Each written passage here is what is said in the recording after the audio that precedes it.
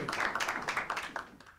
Well, thank you all very, very much. I wanted to use this opportunity to outline what I think is a very, very serious growing challenge in the Middle East that occurs at 3 or 4 different layers, so that this will be not a simple speech, because I think the region is not a simple region anymore. And let me say that I believe that if you look at the totality of what President Obama is doing, that in many ways this may be becoming the most dangerous presidency in modern times. There's a complete unwillingness to deal honestly with threats that are very real, and that if the worst things happen, will mean that terrorists will have access to nuclear weapons in a way which will be a direct mortal threat to American cities. And I've been very struck with the unwillingness of the Obama administration to tell the truth about the threats that we're faced with, to such a degree that they have in effect censored even the national security system so that it can't talk honestly about what the threats are. And let's be very clear. There are a series of radical Islamist threats that come in a variety of forms. And I believe that nobody in the current system is prepared to talk honestly about how real and how deep this threat is. Let me just give you a couple of examples. First of all, when you learn that Pakistan had bin Laden in a military city in a large compound about a mile from the National Defense University, it's very hard to draw any conclusion except that elements of the Pakistani government were protecting the person who was the most wanted terrorist in the world. If you doubted that, the recent action of the Pakistani government in arresting the person who helped the United States, they didn't go out and investigate who was hiding him. They didn't investigate who was protecting him. They investigated to find out who had turned him in. And this raises a very fundamental question. I know we've had a very powerful focus on Iran, but I just want to raise this question. The Pakistanis have somewhere between 100 and 200 nuclear weapons. They have already existing delivery systems. This is a government which clearly has a very significant faction, which is at a minimum anti-American, and at a maximum dedicated to a fairly radical Islamist viewpoint. And I think you have to ask yourself, how much do we really understand about what's happening in Pakistan, given that for years they were hiding bin Laden inside a military city? Furthermore, you have to, I think, look very seriously at the failure of our intelligence system. Since 1975, starting with the Church Committee, the Congress has consistently weakened and undermined and circumvented the process of gathering intelligence, so that we have a whole series of rules that make it very, very difficult to have genuine covert intelligence gathering. The result is, in a wide number of countries, we actually rely on the host country for intelligence. So we rely on the Pakistanis. We rely on the Iraqis. We rely on the Egyptians. And the question you have to ask yourself is, why would you believe that they're telling you what you need to know as opposed to what they want you to know? And this has been this requires, I think, a very major overhaul of the laws that relate to intelligence and to intelligence gathering by the United States. Now, so start with this understanding.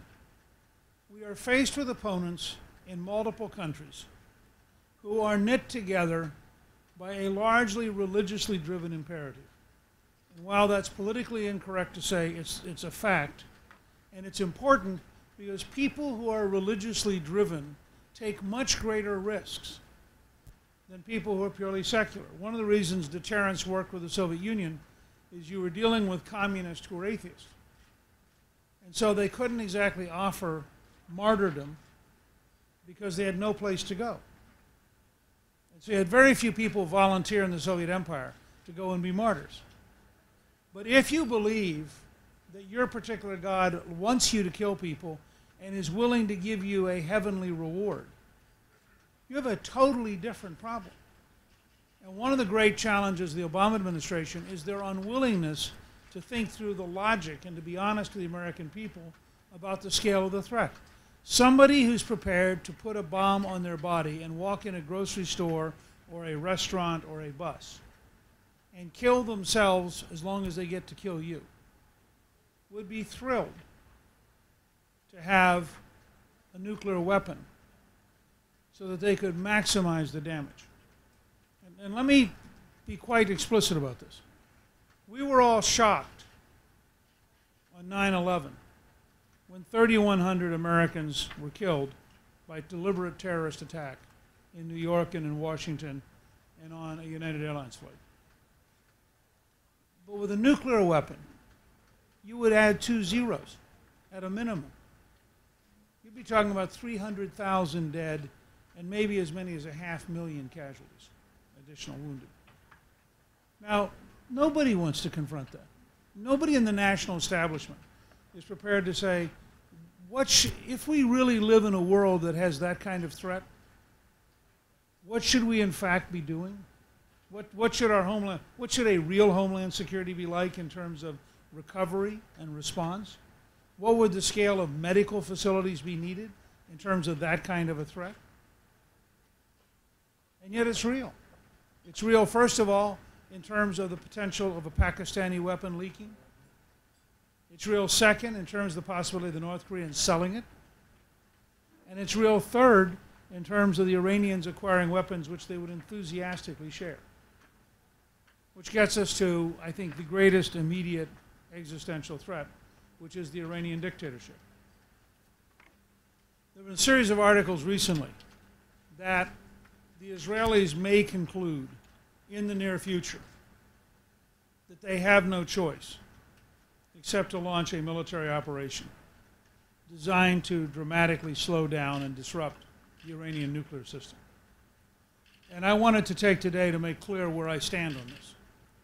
Because I think this could become, at any moment, a major challenge. And I think that Secretary of Defense Panetta has been peculiarly unhelpful in the way he's framed it. We had, remember, the come to the table period where he was pounding the table and explaining that if only the Israelis were reasonable. No mention of the 11 missiles that were fired into Israel the preceding month. No mention of why Hamas should come to the table. No mention of why Hezbollah should come to the table. No mention of why the Muslim Brotherhood should come to the table. Totally one-sided diatribe against the only democracy involved in the negotiations. Well, now you have a similar thing. You have the Secretary of Defense saying he thinks that the Israelis might strike. He didn't then turn and say, therefore the Iranians should take down their program. And I think this is the first message to Iran. If the Ahmadinejad dictatorship is determined to move forward, it should understand that it is inviting a substantial military attack in order to stop it from getting nuclear weapons. And the burden should be on the Iranian government for having been deliberately provocative. This is, after all, a government whose leader has said openly, publicly, he wants to eliminate Israel from the face of the earth. Now, the history of the last century was when dictators say things like that, you should believe them. And this is my message for the American people. No Israeli prime minister can morally accept the risk of a second Holocaust. Period.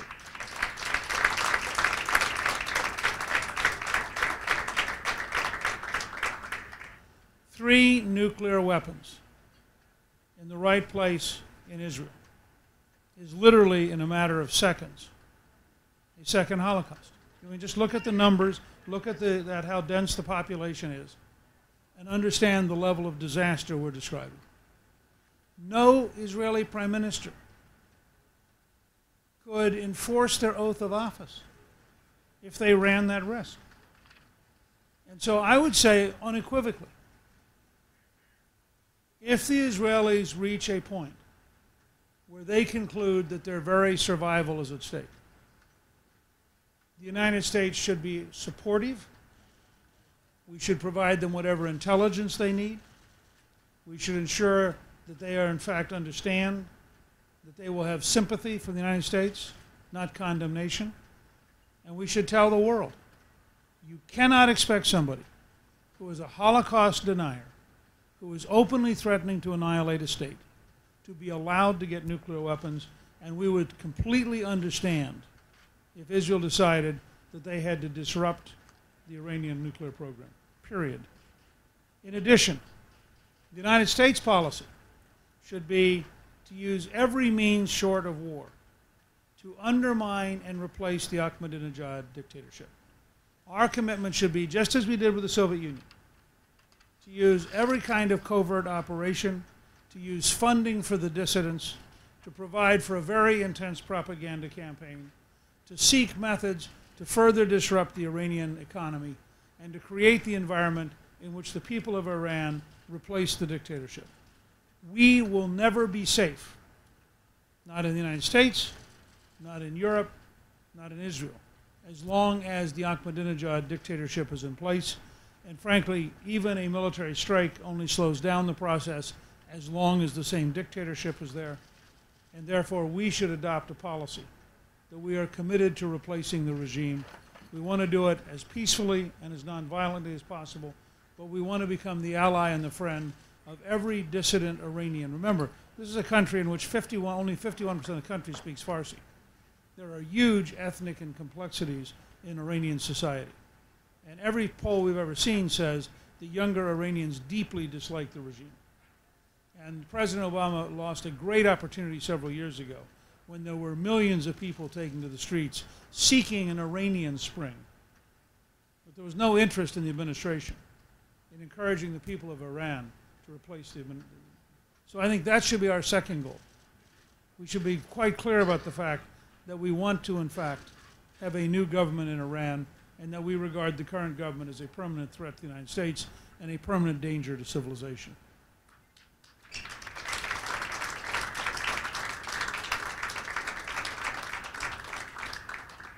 Our third goal should be to open a large national debate about what threatens us.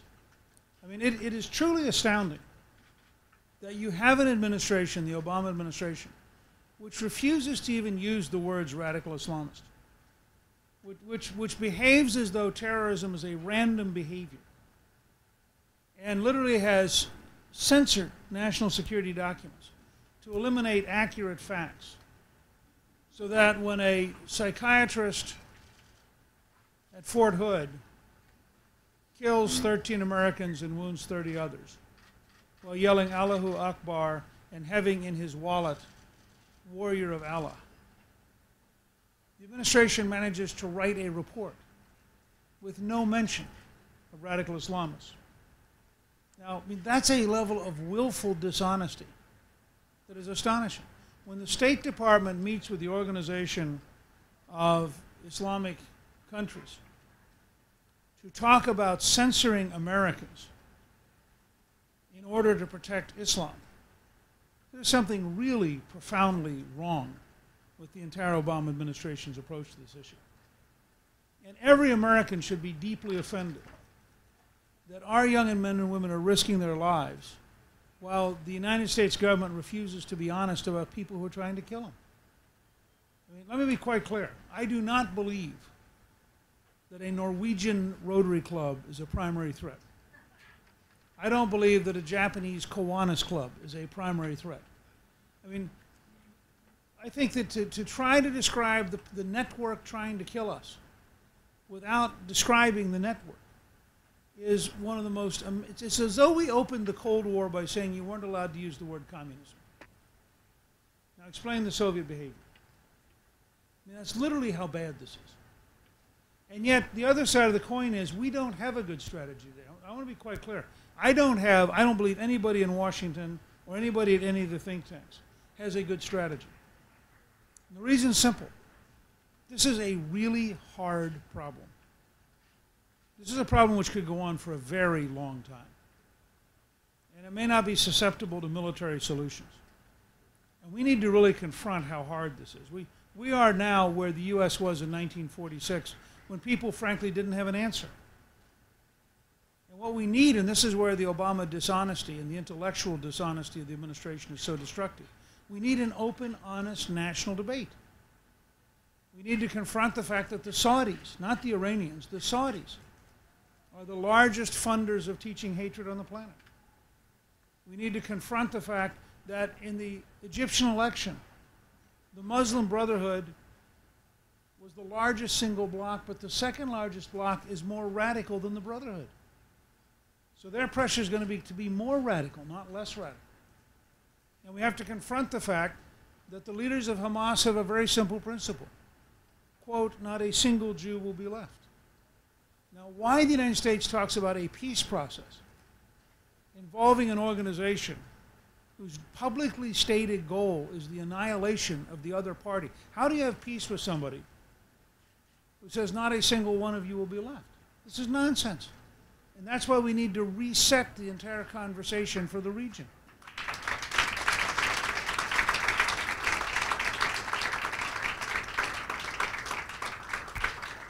Let me pick up one last topic, which actually has a very big domestic component, but it's an area where I wish I could get every person who cares about Israel actively, aggressively engaged. If we really want to strategically reset the table in the region, the number one strategic goal of the United States should be total energy independence from the Middle East. The morning we produce enough oil and gas that we don't care what happens in the Straits of Hormuz, China has a problem. We don't. India has a problem. We don't. And the morning we produce enough oil that no American president will ever again bow to a Saudi king, we will have broken loose. So, while I'm talking about foreign policy, I want to take a brief detour. Because as a historian, I like to use facts, not theories. It is a fact that we have discovered an enormous amount of oil in North Dakota. It is a fact that the only reason we have discovered an enormous amount of oil in North Dakota is it was on private land, and liberals couldn't block it being developed. It's a fact that we've found so much oil in North Dakota that the unemployment rate is 3.5%, and that's probably an exaggeration. There are 16,000 to 18,000 jobs that are available for people in North Dakota right this minute. But they're technical jobs that require knowledge of the oil industry. But so they actually have, they need more workers. It's not that whoever's unemployed is not trying very hard, and what they really need are people who are trained correctly, and these are $60,000 to $80,000 a year jobs. The amount of money they're now producing in North Dakota is so great that the state government has had 7 consecutive tax cuts and has a multi-billion-dollar rainy day fund. Now here's why North Dakota matters. It turns out that there is massively more oil than the U.S. Geological Survey thought. And in fact, the primary developer of North Dakota believes that the true amount of oil is currently unknown. Because every time they go looking, they find more. Now, the reason this matters is it destroys the theory of peak oil. It suggests that new science, new technology, new ways of exploring, new ways of actually developing, both in natural gas and in oil, are opening up entire areas we've never been able to get to before. The Monterey Formation in California, for example, potentially has 80 billion barrels of oil, an enormous amount. It is very likely that we have now moved from 10 years ago, we thought we had about 7 years supply of natural gas, and because of new technology and new science, we now think we have 125 years supply of natural gas. We went from people planning to build liquid natural gas ports where we would bring the natural gas from the Persian Gulf to now we're talking about building natural gas facilities to ship the natural gas to China. All of this is within less than 10 years.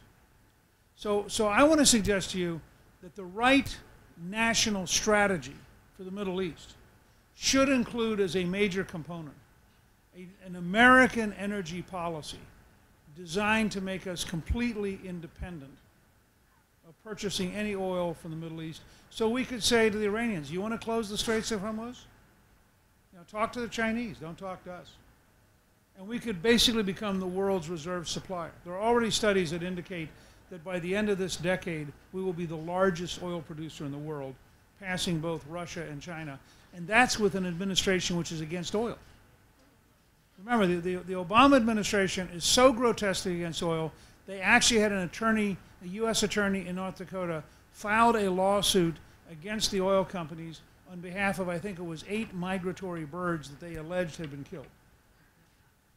Now, I mean, compare the number of birds killed by wind, none of whom would get sued by the Obama administration because wind is politically correct, but oil is politically incorrect. This is the kind of nonsense that we currently live on.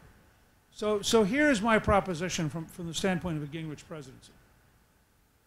On the very first day, we would authorize the Keystone Pipeline to bring Canadian oil into the United States so that we'd begin the process of getting away from Middle Eastern oil.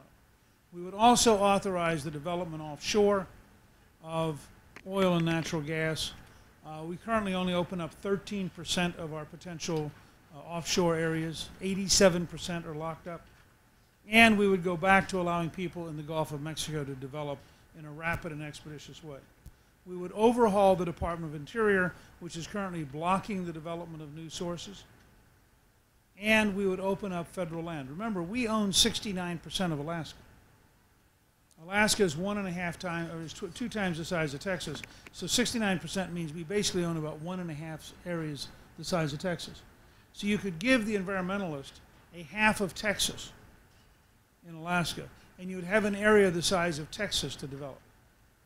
I mean, I believe if you combine that, we have several specific proposals for a 12.5% corporate tax, for 0 capital gains, and for 100% expensing, so that any new investment gets written off in 1 year to maximize the development of the newest, best equipment, so our workers are the best prepared in the world.